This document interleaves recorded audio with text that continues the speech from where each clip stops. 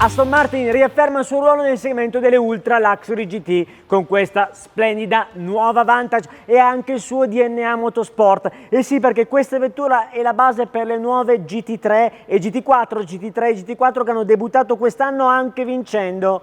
E soprattutto riafferma il suo DNA nel motorsport l'anno prossimo, oltre che con la Formula 1, con l'arrivo della Valkyrie AMR nella categoria delle hypercar che corrono nel WEC. Ma torniamo a questa vettura. Aston Martin alza di molto il tiro con la nuova Vantage.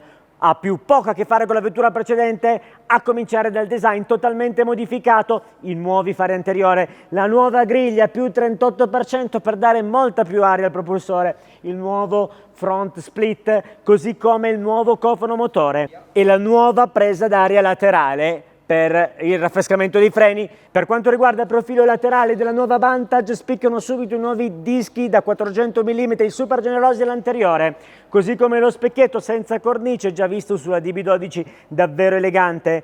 Poi le nuove prese d'aria estrattori laterali di un design davvero affascinante, così come le minigonne super generose. Ma l'aspetto più importante è la tecnica e ora andiamo a descriverla. È proprio sulla tecnica che Aston Martin fa il salto quantico quasi di categoria. Sì, perché questo è il vuoto testacalda di derivazione Engine che ben conosciamo, ma non è la versione da 510 cavalli, totalmente modificata così come avevamo già visto sulla DBX 707 e un altro motore. E i 665 cavalli, pensate, contro i 510 e 800 Nm di coppia ben lo dimostrano. A questo abbinato però un cambio, uno ZF rimappato completamente con il lateral damper che avevamo già visto nell'Aston Martin V12, quindi non nella vecchia Vantage, e soprattutto abbinato un rapporto finale più corto, pensate, per scattare ancora più velocemente, come se i 665 cavalli non fossero sufficienti, con però un rapporto finale che consente comunque di arrivare ai 325 km orari. Veniamo poi, chiudendo la tecnica, al telaio, modifiche importanti al subframe e poi anche l'attacco del motore al telaio per rendere la struttura ancora più rigida, ancora più reattiva, e infine la scatola dello sterzo molto più diretta.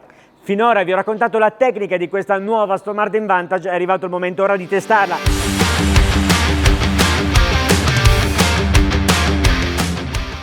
Accendiamo la nuova Vantage, vado in modalità track attraverso questo manettino, sono in track come vedete, ho il TC, uso di nuovo il manettino per regolare il TC e vado a livello off totale e quindi adesso TC off, traction control off, pronti per il via. Prova del pendolo per questa nuova Vantage.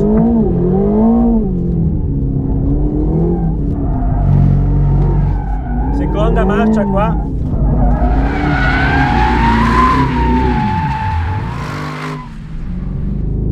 Guardate come va di traverso facilmente questa nuova Vantage.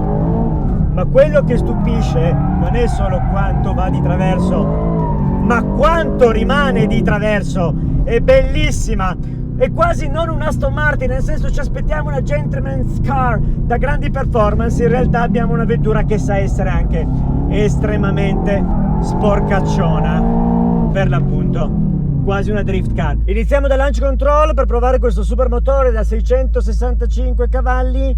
In realtà dialoga con le diff e il traction control con le 10 modalità, ma l'abbiamo messo in off, quindi non lo sentiremo. Cambio in manual, prima dentro, giù il pedale del freno, giù l'acceleratore, avvio race attivo, mollo e via. In realtà abbiamo pattinato un po' perché eravamo col traction control off. Via alla prova dello lap. Siamo nella curva prima del rettilineo, cerchiamo di girare stretti, traction control off, tutto il propulsore, vediamo di non esagerare per quello che concerne il posteriore, non avendo il traction control perché i cavalli sono tanti e l'EDIF fa quello che può per contenere l'esuberanza della coppia del motore. La macchina è molto precisa, entra meno, anche se devo dire a livello di feeling di guida la vecchia Vantage mi piaceva molto. La vecchia Vantage non era così veloce, ma era molto bella da guidare a livello di sensazioni. Questa è più precisa. Wow, che motore, è più matura e più complessa anche se vogliamo. È un'auto con un altro livello di prestazioni, assolutamente. Giriamo stretti qua nel tornantino, cerchiamo di non patinare seconda marcia il posteriore, mi infilo in secondo tornante, terza marcia, seconda, provo la prima per uscire più veloce. Il cambio bisogna metterla proprio all'ultimo momento in scalare, perché il cambio in scalata a tratti non è dei più veloci, molto preciso l'inserimento, molto l'anteriore, mi piace il telaio. Terza marcia qui, seconda per ultima curva che giriamo stretti e scopriamo il tempo che fa. Che motore! È l'anima di questa vettura, un motore strepitoso, l'avevo detto su DBX 707, ma qui su una macchina da 4,50 m più leggera è veramente una goduria. Un tempo di tutto rispetto, 1:17,79, più veloce anche della DB12, ma un po' ce l'aspettavamo. Quest'auto è sicuramente più agile su questo tracciato, decisamente un altro livello in termini di performance rispetto alla precedente Vantage.